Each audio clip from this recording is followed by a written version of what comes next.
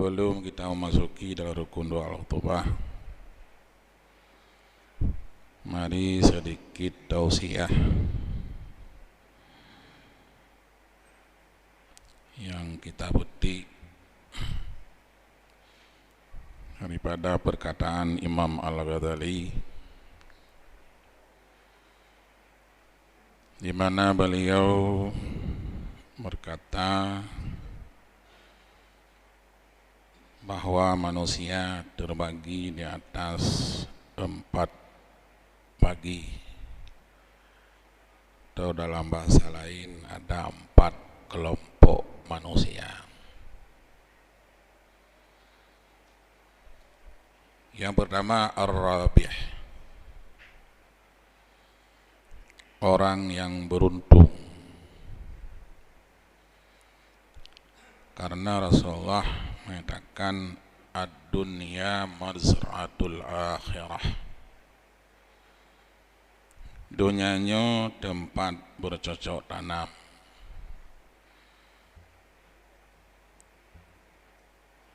Kenapa Rasul mengatakan dengan mazra'ah, bercocok tanam, menanam padi, kacang, gulai dan tumbuh-tumbuhan lainnya? Karena mayoritas daripada usaha manusia adalah bertani.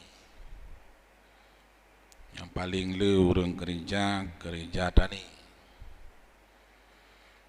Padahal yang dimaksud di sini adalah semua usaha, termasuk orang yang berdagang, berjualan. Imam Al-Ghazali menyebutkan dengan ar-rabih, orang ke sawah ingin mencari untung, hasil. Pergi ke kebun, ke ladang juga perlu untung, perlu hasil. Orang berdagang perlu laba. Semuanya perlu untung. Maka kelompok yang pertama orang yang beruntung. Orang yang beruntung, kata Imam Al-Ghazali, orang yang melaksanakan semua perintah, orang yang menjunjung terhadap talab syar'i. Talab terbagi 4, terbagi 2, talab perintah dan talab larangan. Talab perintah terbagi 2, wajib dan sunat. Talab larangan atau munhaan, haram dan makruh. Orang yang beruntung adalah orang yang mengerjakan semua makmur, semua perintah-perintah Allah ia kerjakan, baik itu wajib atau sunat, dan ia meninggalkan semua larangan Allah, baik itu larangan haram dan juga larangan-larangan makruh, karena mereka melihat bahwa itu semua tuntutan Allah. Mereka melihat perintah dan mereka melihat kepada larangan. Mereka tidak pernah melihat kepada bahwa kalau wajib diberikan pahala ketika kita berbuat dan diberikan dosa ketika kita tinggalkan. Sunat diberikan pahala ketika kita kerjakan dan tidak diberikan dosa ketika ditinggalkan. Haram diberikan dosa ketika diperbuat dan diberikan pahala ketika ditinggalkan. Makruh ketika ditinggalkan diberikan pahala dan ketika dikerjakan tidak mendapatkan dosa. Jadi kalau dilihat dalam konteks pahala dan dosa, sunat itu ketika kita tidak melakukannya tidak ada masalah. Kalau dilihat juga di konteks dosa, makruh ketika kita kerjakan tidak mendapatkan dosa. Sehingga banyak orang tidak melakukan sunat karena melihat ke situ. Banyak orang yang melakukan makruh karena melihat kepada dosa dan pahala. Jadi sehingga ada kesan bahwa kalau sunat itu untuk ditinggalkan. Alah sunat, yang putar bubuk teman. Hanya makruh, alah makruh pun alah. Jadi kesannya sunat untuk ditinggalkan, makruh untuk dikerjakan.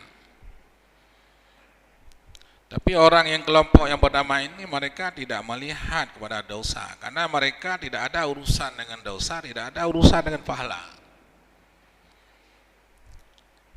Karena yang ia lihat adalah bahwa itu perintah Allah, baik jazim atau ghairu jazim. Yang dilihat adalah larangan, bukan dilihat kepada dosa dan pahala. Itu hak Allah. Tak kitanya sering tak pada ibadah, perintah pada pukul sesuatu adalah karena keriling kepada dosa, keriling kepada pahala. Itu dalam ilmu sufi itu belum dikatakan dengan orang yang ikhlas dalam berbuat. Mukhlisina lahuddin itu belum sampai. Tapi kelompok Ar-Rabiyah tadi adalah kelompok yang melihat kepada itu perintah Allah, juga melihat bahwa itu larangan, tidak melihat kepada dosa dan pahala. Itu urusan Allah. Kalau kau ingin menjadi orang yang masuk surga dengan ibadah, itu jauh panggang dari api, enggak cukup dengan amal yang kita kerjakan. Berarti orang yang beruntung adalah kembali modalnya, kemudian dia ada laba dalam berniaga. Dia mendapatkan hasil ketika dia menanam padi, misalnya dia bawa hasil lebih daripada modal yang ia keluarkan.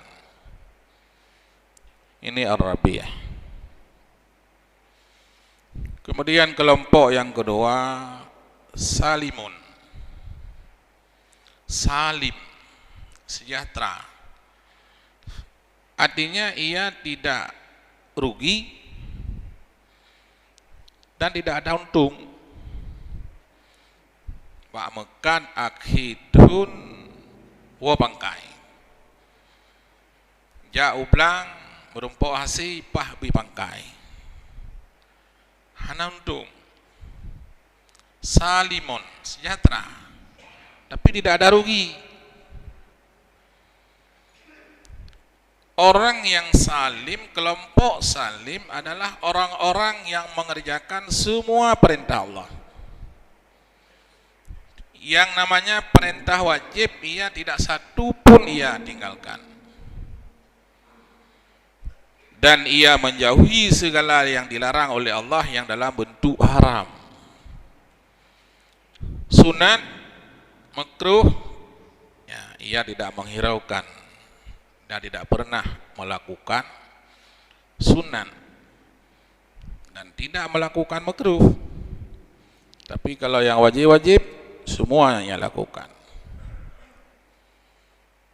Itu orang namanya kelompok yang kedua adalah kelompok salim. Untung tidak, rugi pun tidak. Bipah pahdroy. Karena ada sebahagian al-mufassirin yang disebutkan dengan wal awal wa salihatu khairu wa abqa, amal-amal yang saleh. Ada sebahagian mufassirin bahwa yang dikatakan dengan amal saleh adalah bukan wajib dan bukan yang haram. Tapi yang saleh adalah itulah sunat-sunat. Ini yang dikatakan dengan amal saleh. Ini ada sebahagian ulama tafsir yang menafsirkan amal yang saleh adalah itulah amal-amal sunat. Amal saleh adalah orang-orang yang meninggalkan segala yang dimakruhkan oleh Allah. Adapun yang wajib dan haram itu sebuah hak terhadap si hamba untuk dia lakukan. Itu hak hamba. Tidak aku jadikan jin dan manusia kecuali untuk menyembahkan aku. Artinya untuk memperhambakan diri kepada aku.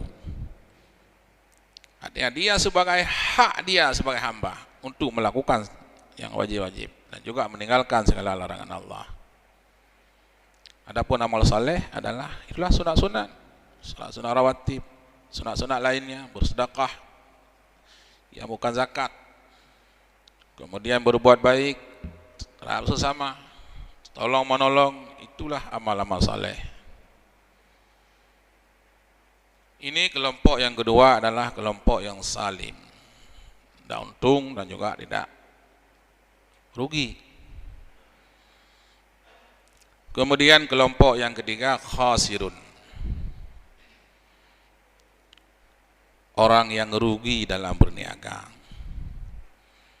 Dia bertani rugi, berdagang juga rugi, apapun yang ia lakukan dalam keadaan rugi terus.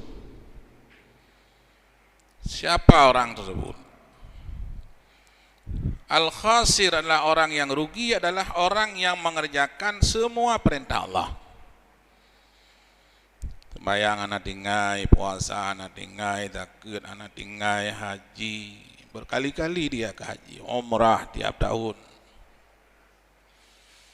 Pokoknya semua perintah Allah ia lakukan semua. Yang haram juga dia lakukan. Yang haram pipina, yang haram kesepon mandu. Artinya pada satu sisi dia mengerjakan perintah, pada sisi yang lain dia melakukan semua yang dilarang oleh Allah Subhanahu wa taala. Kenapa orang yang semacam ini dikatakan dengan orang yang rugi? Kalau dalam ilmu tabib, bahwa kesembuhan seseorang dengan obat itu hanya 25%. Tajipenya 25% yang kepulih. Tapi pada posisi pantang, kita meninggalkan makanan-makanan yang sangat bertentangan dengan penyakit tersebut, itu potensi kesembuhan di situ ada 75%. Jadi sama dengan menyertanya tajib impastatin untuk menurunkan kolesterol, sementara kita pada sisi lain kita makan durian atau makanan-makanan yang berpotensi untuk naiknya kolesterol. Ini sangat bertolak belakang. Artinya kesembuhan dengan obat itu ada 25%, kemudian pada pantang itu adalah 75%. 25% pada posisi pantang telah membunuh yang 25%. Sama dengan kita rugi 50%. Boleh. Anak-anak pantang. Begitu pula antara kebaikan dan kejahatan. Itu sama halnya. Saya memberikan contoh pada hari ini, contoh yang paling kecil. Nah, ini kita di masjid hari ini. Dari tadi niat di rumah, mau ke masjid melaksanakan salat Jumat dan beriktikaf di masjid. Dari kita jalan dari rumah saja sudah mendapatkan pahala. Berwudu kita mendapatkan pahala. Iktikaf kita berniat mendapatkan pahala. Salat sunat tahiyat masjid, pahala. Berzikir di masjid, pahala. Kemudian kita salat Jumat, doa, berselawat, mendengar tausiah, itu pahala yang cukup luar biasa. Bahkan mendengarkan tausiah itu sampai kita seperti kita salat 100 rakaat sunat. Ini obat. Nanti sesudah salat Jumat, sesudah kita berselawat, kemudian kita duduk di teras masjid, kita hanya mengupat orang hanya satu kalimat saja. Tikre taupat orang, tipulin seperti ini. Kalaulah kalimat yang kita keluarkan itu sampai kepada telinga orang yang kita upat, pasti dia marah. Berarti kita telah mendapatkan dosa yang begitu besar. Orang yang mengeluarkan satu kalimat terhadap orang lain ketika sampai berita itu kepada empunyanya, dia marah. Ini dosanya seperti kita berzina dengan ibu kita sendiri.